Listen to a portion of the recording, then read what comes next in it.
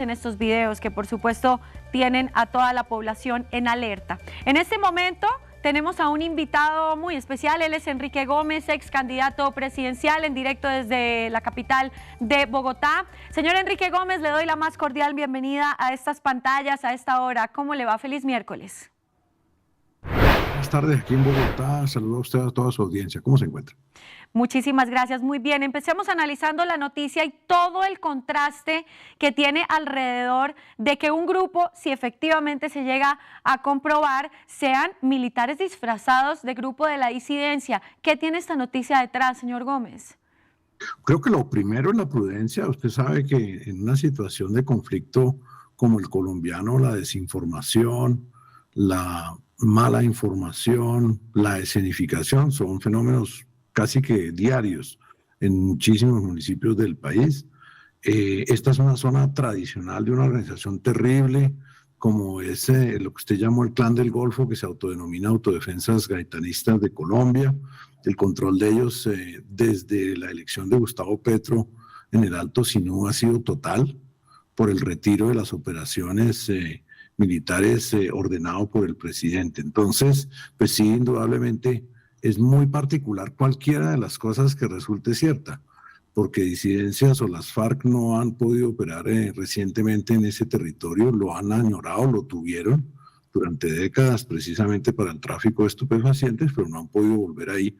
Acuérdese que estas autodefensas gaitanistas son herederas del poder militar de Carlos Castaño y de las AUC, y desde los 90 fueron sacadas a sangre y fuego de esa región del país. Por otra parte, si fueran los operativos militares, a mí en el fondo tampoco me parece que haya sorpresa.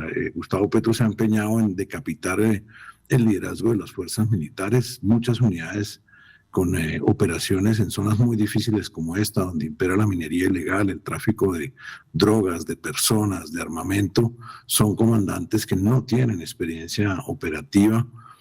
No hay órdenes claras por parte del Ministerio de Defensa sobre si salen o no las unidades de los cuarteles.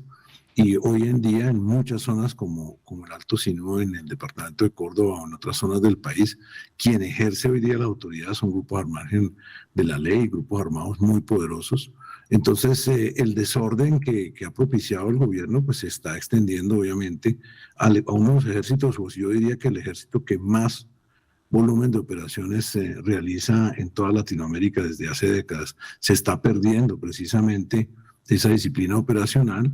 Y yo creo que en el fondo, además, y hay que tener mucho cuidado, por eso invito a la prudencia, este es un ejercicio de desacreditar la institución más prestigiosa del Estado colombiano, que es el Ejército Nacional. De lejos, en todos los sistemas de encuestas durante las últimas 4 décadas, el Ejército colombiano es la institución pública más querida por los colombianos, y me preocupa mucho que este sea un escenario precisamente de desinformación, lamentando obviamente el sufrimiento de las comunidades expuestas a ese tipo de tratos. Claro que sí. Aquí las fuerzas militares emitieron un comunicado que invitamos en este momento a la audiencia para que lo vea y lo analizamos con usted. ¿Qué opina de lo que aquí se dice?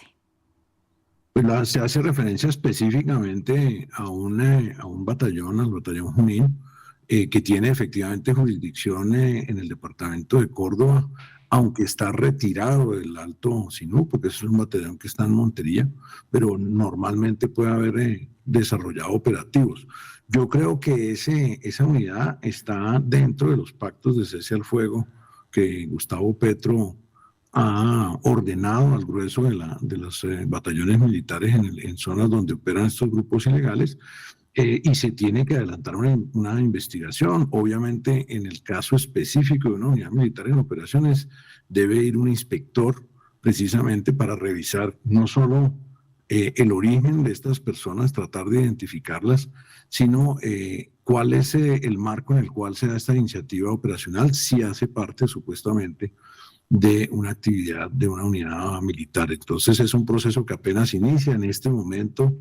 Lo he averiguado, se mantiene un Consejo de Seguridad, el alto mando de las Fuerzas Militares de Colombia se encuentra en Montería, y es todavía muy temprano para establecer primeramente si son orgánicos de esta unidad y si estaban adelantando algún tipo de operación con qué autorización y con qué capacidades, analizando con detalle que el armamento que llevan y el tipo de intendencia que llevan no es de uso común de todas las unidades del ejército colombiano. Hay algo en lo que me quiero detener que fue parte de una de sus respuestas y es esta posible campaña de desprestigio en contra de las fuerzas militares de Colombia. ¿En qué se basa para tener esa percepción? Bueno, porque, como le digo, el grueso del pueblo colombiano admira a nuestro ejército y el ejército fue exitoso precisamente desplazando los factores de violencia a lo largo de los últimos 15 años.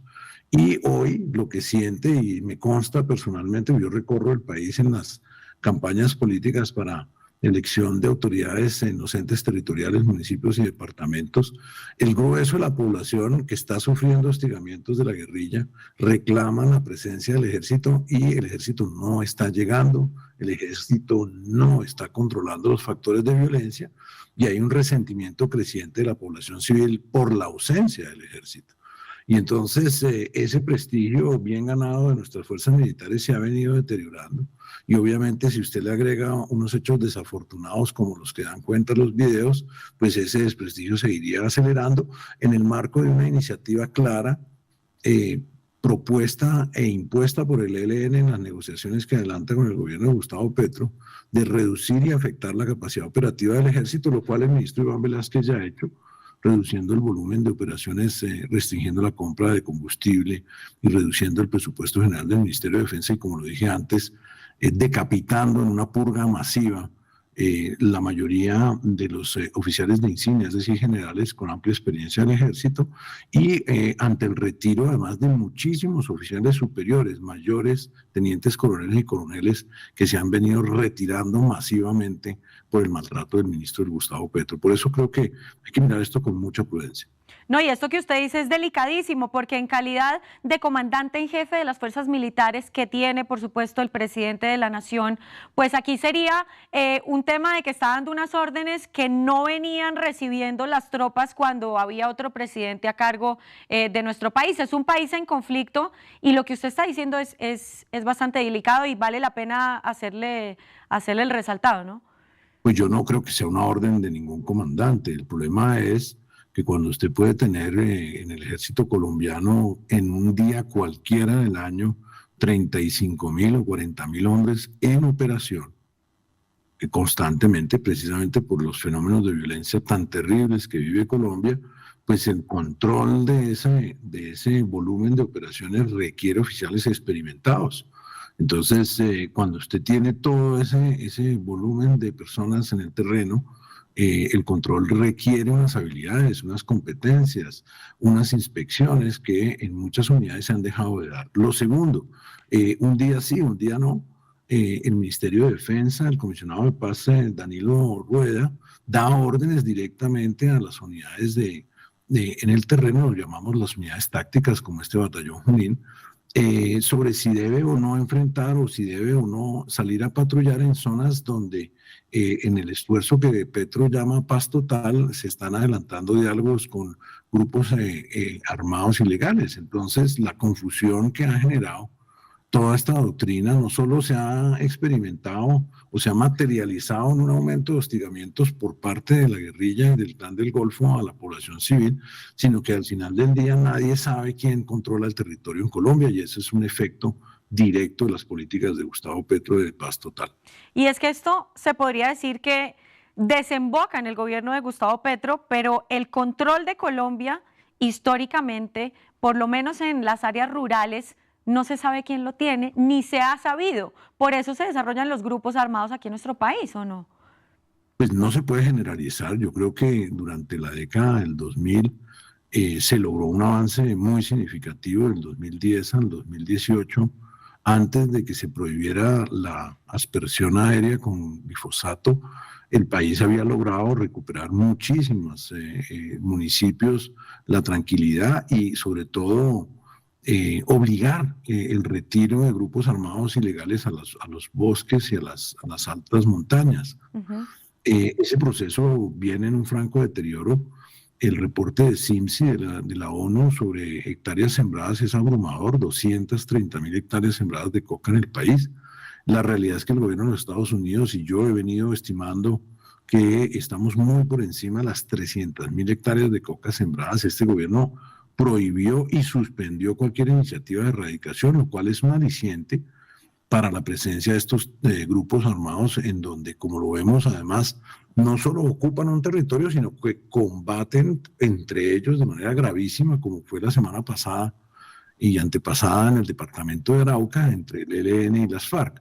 ¿Por qué? Porque hay unos puntos geográficos críticos para el trasiego de estupefacientes y estos grupos ilegales, yo diría, los casos obviamente de Arauca, que es conocido, la opinión lo vio, el caso de Jambaló en el Cauca, el caso de Toribío en el y en la frontera entre Cauca y Nariño, pues es dramático, y yo he venido sosteniendo de que es intencional. Gustavo Petro busca precisamente este caos como un escenario en el cual él pueda invocar una Asamblea Nacional Constituyente y perturbar la alternancia democrática en Colombia. Creo que ese es el plan real de él, de su ministro de Defensa y de su comisionado de paz.